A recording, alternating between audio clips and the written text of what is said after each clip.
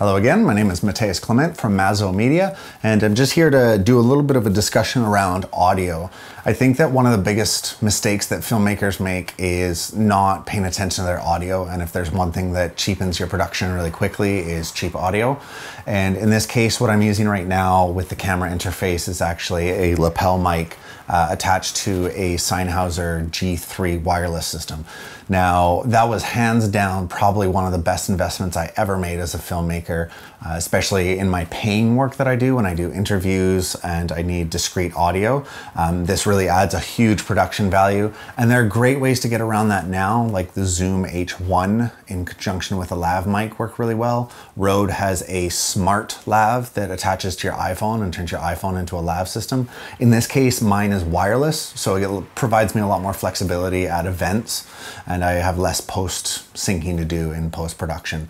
But it does give me versatility. I did a payment plan for that one, and I think it was totally worth it. I think it wound up being like 800 bucks.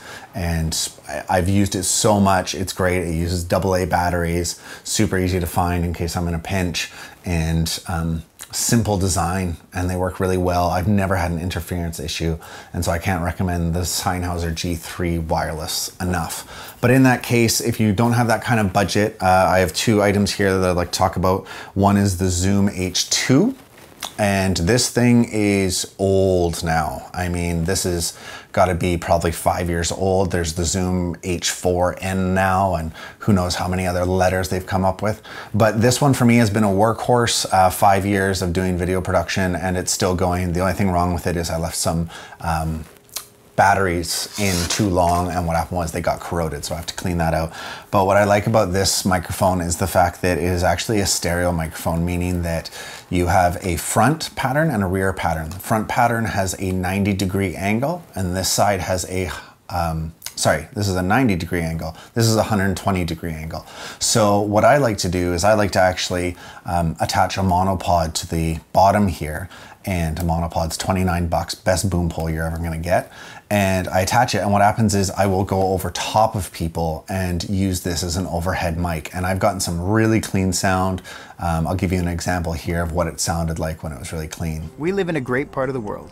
Our temperate climate, abundant natural beauty, vibrant and diverse communities, and remarkable quality of life make me proud to call Saanich home. So that was using the 90-degree pattern. If you're looking for something a little more broad, like perhaps you're interviewing 3 people, this might be worthwhile. Now, it is interesting to note that when I was using this 90-degree pattern on the interview you just saw, I was maybe a foot away. So if you are interviewing 3 people with 120 degrees and it's about 4 feet away, you're not going to get nearly the clean, crisp, sexy sound that you just heard. So again, I prefer to have all my stuff work on AA batteries. They're easy to find, and then that way I just have one set of batteries for the entire setup that I have for everything that I do. That's a preference, doesn't always work. The other cool thing about this is you can actually do both. You could have a 360 field recorder.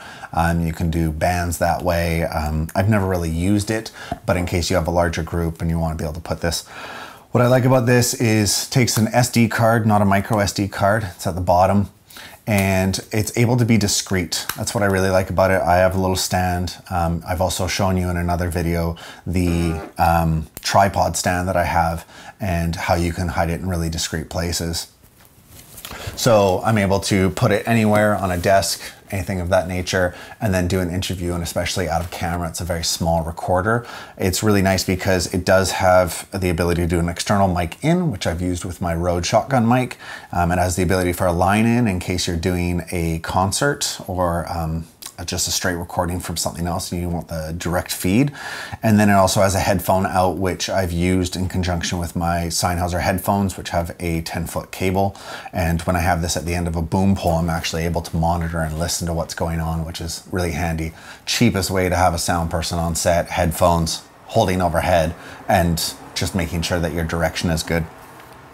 So like I said, workhorse, super awesome. I've kicked the shit out of this and it has kept going, and you can get really clean sound. I've used it for voiceovers as well, and it's a really nice mic. And I would take this over anything else probably, because I haven't had a chance to try the Zoom H1s or any of the other newer gear, but this one was really compact. I don't have exposed capsules, which is a bit of a worry for me. And I have the ability to do a 90-degree pattern or a 120 degree, so a tight or a slightly looser pattern. And it's worked great for overhead work and also very discreet. Which brings me to this Rode shotgun mic.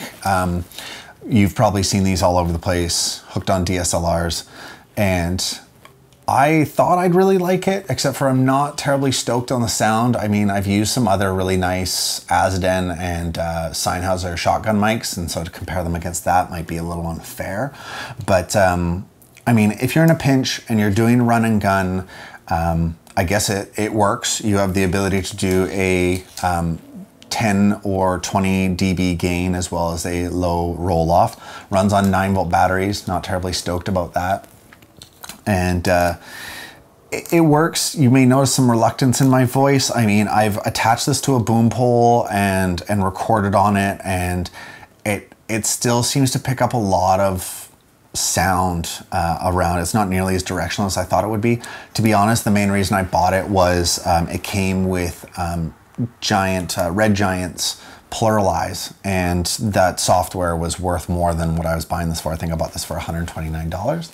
And for me, the software was really what I was buying it for, and this was like a secondary bonus. But I mean, it has sat and collected dust so much because it just, even with a boom pole or a monopod, it just doesn't seem to give really good sound. Maybe I'm doing something wrong. Let me know if you get good sound out of it in the comments down below. But I'm not terribly stoked on this. And when I look at these two and I think about the similar price difference that they offer, I think you're talking about a standalone mic here, whereas this has built-in mics, it records and gives me a couple options in terms of patterns.